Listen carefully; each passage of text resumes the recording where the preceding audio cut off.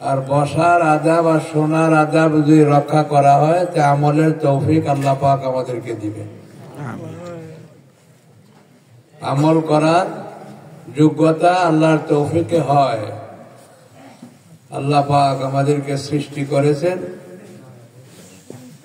আমাদের সফলতা তিনি আমাদের আমলের ভিতরে রাখছেন এবং এই জগতে শান্তি শৃঙ্খলা সবকিছু আল্লাহ পাক তার কালামের ভিতরে রেখেছেন। আল্লাহ পাক যদি কবুল করেন তার কাছে আমরা প্রার্থনা করতে পারি। আল্লাহ পাক বান্দার হাত উঠাইলে পরে খালি হাত ফেরত দিতে কোনো লজ্জা তিনি লজ্জা বোধ করেন, তার দোয়া আল্লাহ পাক কবুল করে। তাই আমরা দোয়া করব আল্লাহ পাক যেন আমাদের সকলের নাজাতের উসিলা এবং আমলের মাধ্যমে সফলতা অর্জন করা এবং উন্নত মানের জান্নাতের ইন্তজাম করা আল্লাহ তৌফিক দান করেন। সকলেই বলেন আমিন। একটা ছোট কথা বলে ওয়াজ অনেক হয়ে গেছে, তবে ওয়াজের যে রূপরেখা সেগুলো কিন্তু ঠিক থাকে নাই। ওয়াজ হয়তো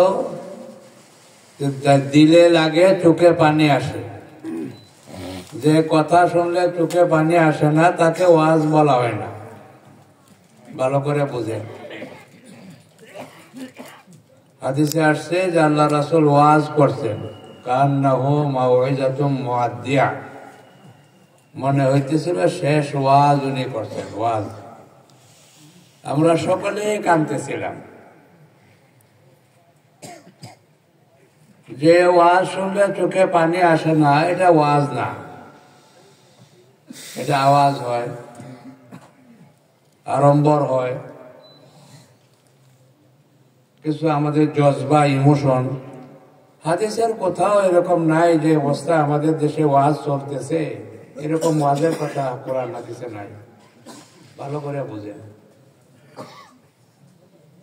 আজকে ওয়াজ মাহফিলের নামে যা চলছে এগুলো কত কোরআন হাদিসে নাই। কোরআন হাদিসে তো আসছে যত মানুষ উপস্থিত হবে দিলের দরদ নিয়ে, তার অন্তরে কথাগুলো দাগ কাটবে, চোখে পানি বাইর হবে। যদি অন্তরে কথা পৌঁছতে না পারে সেই কথা তো কোরআন হাদিসের কথা হইতে পারে না। কোরআনকে নাজিল করা হয়েছে এই জন্য, কোরআনকে নাজিল করা হয়েছে ওয়াজ করে করে ঘোরার জন্য না, কথাবার্তা করে ঘোরার জন্য। পরিষ্কার আছে এটা, ইন্না হাযাল কোরআন নাযালা বিল হাযান, এই কোরআনটাকে নাজিল করা হয়েছে এই অন্তরের জন্য, অন্তরকে ধোয়া মুছিয়া সাফ করিয়া এই অন্তরকে সজ্জিত করার জন্য, শক্তিশালী করার জন্য, আবেগপূর্ণ হওয়ার জন্য, আল্লাহর জন্য আশিক হওয়ার জন্য কোরআন নাজিল করা।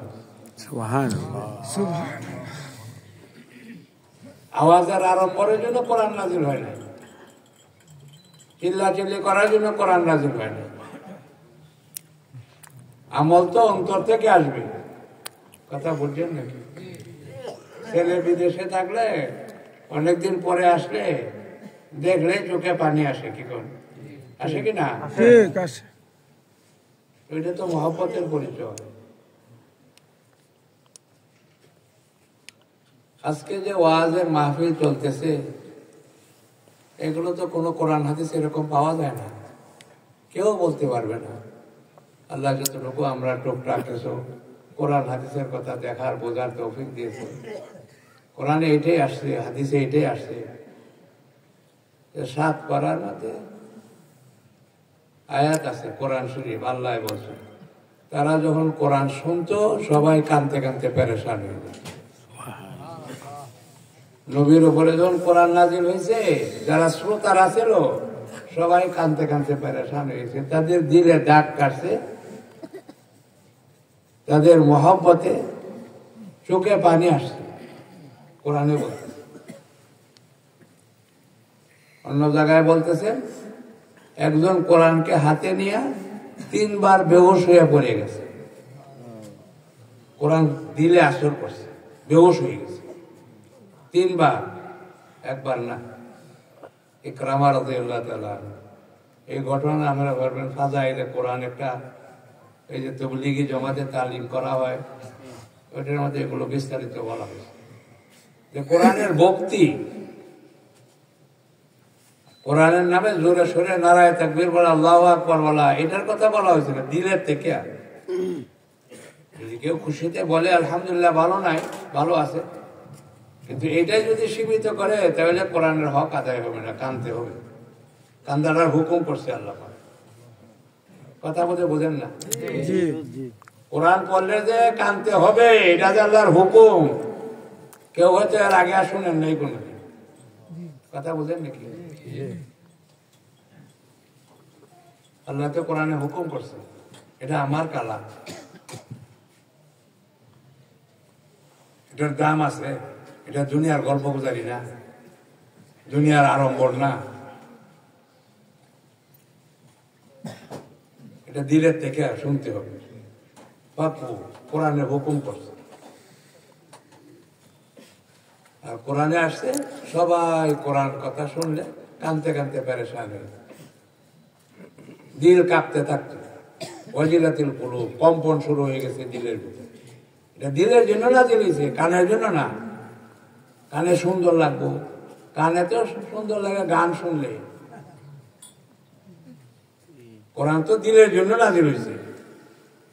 সৌন্দর্য আছে, কোরআন শুনে বহুত মুসলমান হয়ে যায়, কিন্তু দিলে তাক কাটে। যারা দিলে পৌঁছবে না এটা ওয়াজ হইতে পারে না। আগে তো সবাই ওয়াজ করতো না, মানে বই পড়ে ওয়াজ করে, কিতাব পড়ে ওয়াজ করে, আরবিতে তর্জমা করে। তর্জমা করার নাম পড়া না। আল্লাহ এটার কথা কোরআনে বলেন না। যে আয়াত পড়ছি এটার মধ্যে বলা হয়েছে তোমরা বাইরে যাও, কোরআনকে বুঝিয়া শুনিয়া পড়িয়া দিলে লাগাও। লিয়াতাফাক্কাহু কইছে। আর বোঝার লক্ষণ কি? বোঝার লক্ষণ হইল কাজটা ঠিক মতো করা। ছোটবেলা আমরা কই যে বুঝে না দেখে গোলমাল করে, যখন বুঝবো তো ঠিক হয়ে যাবো। এটাই তো বুঝের লক্ষণ, যে কাজটা ঠিক মতো করলে হ্যাঁ বুঝছে, ডাক্তারের কথাটা ঠিক মতো শুনছে, কাজে ওষুধগুলো ঠিক মতো খাইছে। বুঝেন কি না? খালি খালি কানে শুনলে তো। আজকাল তো ওয়াজ মাহফিলের নামে যে আজাব শুরু হয়েছে দেশ, ফলাফলটা তো আমরা দেখি। প্রত্যেক রাত্রে ওয়াজ হয় বাংলাদেশে, 1 বছরে কত লক্ষ লক্ষ ওয়াজ মাহফিল হয়। এক একটা ওয়াজ মাহফিল থেকে 5 জন 10 জন লোক যদি নামাজি হইতো, বাংলাদেশে তো বেনামাজি পাওয়া গেল না। কি করলাম তারা? ওয়াজ করে কেন? ওয়াজ যায় কোথায়? ওয়াজের উদ্দেশ্য কি? ওয়াজ শুনলে যদি কিছু ফলাফলই না হয়, 7-8 ঘন্টা ওয়াজ করা হয়। ইন্না লিল্লাহি ওয়া ইন্না ইলাইহি। একটা মানুষের শোনার কতক্ষণ ধৈর্য থাকে? আমরা তো ওই দেশে থাকি, 1.5-2 লক্ষ টাকা খরচ করে একজন বক্তা আনি, তার ওয়াজের সময় হইল 45 মিনিট থেকে বেশি 1 ঘন্টা।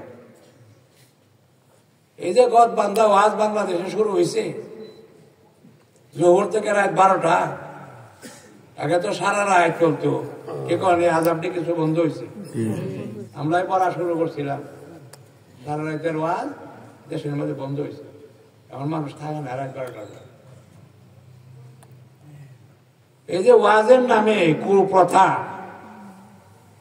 কি দরকার 7-8 ঘন্টা ওয়াজ করার জন্য? একটা মানুষ শোনার ধৈর্য কতক্ষণ থাকে? আল্লাহ রাসূল ওয়াজ করছেন 3 থেকে 5 মিনিট, এটাও হাদিসে আছে। এই 3টা কথা বলছে, সৎ কাজের আদেশ করো, অদস কাজের নিষেধ করো। যদি এটা না করো তাহলে তোমরা দোয়া করলে দোয়া কবুল হবে না, আল্লাহ সাহায্য পাইলে আল্লাহ সাহায্য চাইবে না, শত্রুর মোকাবেলা তোমাদের কৃতিকান হবে না। বাস এটাই শেষ, এখানেই বাস। যেটা বাংলা কইলো এটুকু ওয়াজ, একদিন ওয়াজ এটাই শেষ। আবু বকর রাদিয়াল্লাহু আনহু বলেন যে আমি যে কথা একদিন শুনছি এটা দ্বিতীয়বার আর শুনতে পাই না। সুবহানাল্লাহ। আল্লাহর কথা, নবীর কথা। কারণ আমরা তো সারা বছরই একটাই শুনি যে নামাজের কাতা ঠিক করেন, কিন্তু আজ পর্যন্ত নামাজের কাতা ঠিক হয় না। ঠিক। এরা মানুষ না অন্য কিছু, হুশ বেহুশ। প্রত্যেক দিন তারে কইতে হয় নামাজের কাতা ঠিক করে।